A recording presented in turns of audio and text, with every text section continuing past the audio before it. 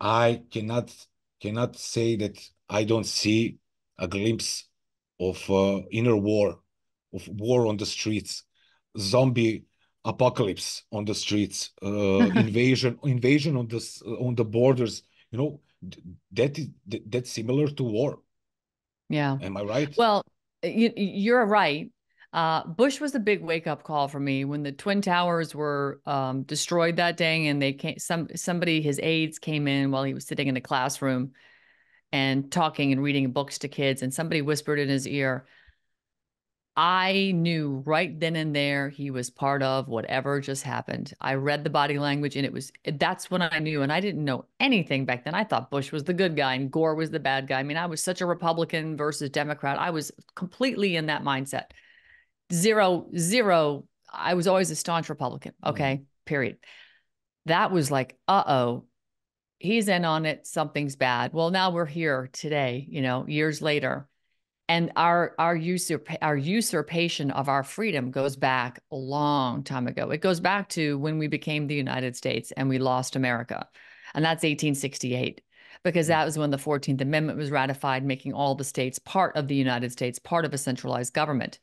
Now, there was nothing wrong with having a federal government to facilitate for the common defense. But once it became part of a centralized government and the states were sort of trampled on, and they had to start doing and really serving the federal government. And today we have this massive federal government that we're just, constantly sending money to.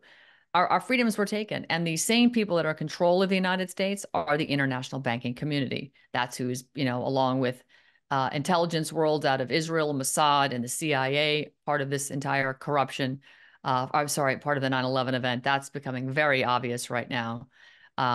And again, when I say Mossad and I say CIA, I don't mean all Americans and all Israelis. I mean the people in those specific institutions. And if they're not part of the war that was being waged, their knowledge thereof makes them complicit, and they should be blowing the whistle at all costs. It doesn't matter. We're losing our country. We're losing the world to global governance. So humanity is going to be enslaved no matter what. But these same international bankers are the very same ones that started enslaving our country back when they created this United States idea. And then, of course, going into the birth certificates that we have to now have. And of course, the control mechanisms of the Federal Reserve, which was unconstitutionally ratified and created to take our money from inside our own people and offshore to an international banking cabal who print it out of thin air and charge us interest. And of course, the income tax amendment. Those are all things that were directly attributed to the international banking community. And that crew comes right out of the crown, out of the city of London. And that's all crown controlled. So we are back under the control of the crown, no matter how you look at it. And that is part of your major deep state. It's an apparatus. And as George Carlin says, it's a big club and you ain't in it. Yeah, but when you say I never look at it that way, because I thought that United States are independent from the crown. You want to think that. You want to think that, but we have this very special relationship with the crown, and it has to do with the Five Eyes intelligence world. And we now know that, Five Eyes was used to entrap President Trump, right? The intelligence community from another nation was spying on Americans on behalf of the CIA here, because legally we can't spy on Americans. Our CIA cannot spy on Americans, but they can call their friends over at MI6 and go, hey, Peter, can you pick up and go spy on, I don't know, George Papadopoulos, maybe? Yeah. Or Yeah. What's his name? Carter. It's like Carter, was it Carter Page? Yeah. Got it. Yeah, Carter Page. Go spy on these people and then report back. What can we gin up? So it's very, and they placed people in these people's paths to dirty them up and make them dirty or appear to be dirty, right? And this is the war that we're in. It's a very high level information war. We've moved away from kinetics. We use kinetics when we need it because the bankers need money. They can print money to invest in the military industrial complex, destroy a country, nation build a country. It's money, money, money. Everybody makes money. They launder money. And that also forces mass weaponized human migration. It forces people on the move. I mean, look at what happened in your country. So, and it's what's happening right now in Palestine and in, the Gaza Strip, all of this. It is going to create, there's wars going on everywhere that are Haiti. Everything's just on fire right now, and it's creating mass weaponized migration.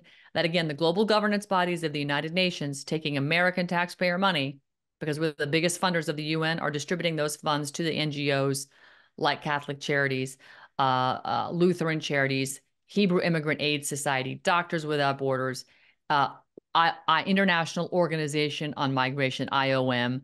They're all funding this weaponized human migration to come right into America. And that destabilizes our country and civil war, and down we go. Yeah, that is what I want to ask you. Like, you have millions of migrants invading your country, and I can see some people trying to establish some kind of defense against that invasion, but on the other hand, I see that the mechanism of today's administration is it looks like it has been preparing. It was prepared for a long time for it to happen, like few decades. You know, we had. This is why we are calling people from Balkans, we are coming from the center of Europe. We are the center of Europe as a continent. Yeah. Christian state that was bombed by Bill Clinton. You know, I don't know if I know that now more and more Americans, which I'm talking to them, and they know about those things. They know about the fact that Bill Clinton, a president of the United States back then, bombed a Christian state. Yeah. You know, in the middle of the things that were happening with jihadists, with Talibans, with other terrorists, and we were fighting those kind of terrorists in Kosovo and Metohija, and we are fighting them also today, jihadists and mafia. But okay, I'm going to put it aside because this gave me an opportunity to look to the world, not only to the United States, but to the West as itself, and to say, right now, I'm seeing a Balkanization of the Western countries, of the Western world, if I can call it that way, the Balkanization, and with that together, it goes that invasion on your southern border. How are you coping with that? Is there a plan to defend yourself, to defend your country as a people? Well, there's a lot of groups that are coming together in the form of militias, which are constitutionally lawful and legal. Their state, every single United States member, or every single state, I should say, has a state constitution where they identify a state certified standing well-regulated militia. It's all there. Our main U.S. Constitution, same thing. It's our Second Amendment, by the way. So I say this because a lot of times you will have, right now, Mario, we are challenged with the highest form of warfare in terms of information war currently. The entire globe, the entire planet is under an information war psyop from multiple state actors, multiple different state actors that report to multiple different oligarchs, owners of the planet, and they're fighting for control. And so, they're all launching their own information warfare campaigns, but they all agree the United States must fall. And so what we see happening at our southern border is a true invasion to destabilize our country, stress our welfare systems. You've got information campaigns that are, pulling on Americans' heartstrings. Oh, these poor people, they need a place to live and a job, and we have to open our borders and all this stuff. Well, that's great, but we can't even take care of our homeless veterans on the streets. $20 billion would take care of every homeless person in this country. And we're sending hundreds of billions to Ukraine. And for some of the videos I see coming out of Ukraine, while there has been bombings, I also see people partying their butts off over there, having a blast. So tell me how bad it is in Ukraine when I look at my own country and our cities are dilapidated. We look bombed out over here. America is in bad shape, really bad shape. And I fly and drive all over this country, Mario. I say that with authority. It is so sad what I see. It's heartbreaking, in fact. So when our own government won't protect their people, and they're funding through the UN, through NGOs, to bring all these people into our country to destabilize us, stress out our welfare systems, the banking collapse is in progress. It's imminent. The Western bankers are losing the war to the BRICS nations and the decoupling of the dollar. So they're losing their leverage. When that happens, guess who's going to lose their debit cards every month that fund them $2,000, $2,200 a month to being illegal in our country? They're all going to dry up. Those people are going to be hungry, and they're going to be looking for food, and they're going to start to riot, and they're going to start to, invade your houses, and it's going to get crazy. So now you have the excuse under the United Nations doctrine and responsibility to protect to send in the troops.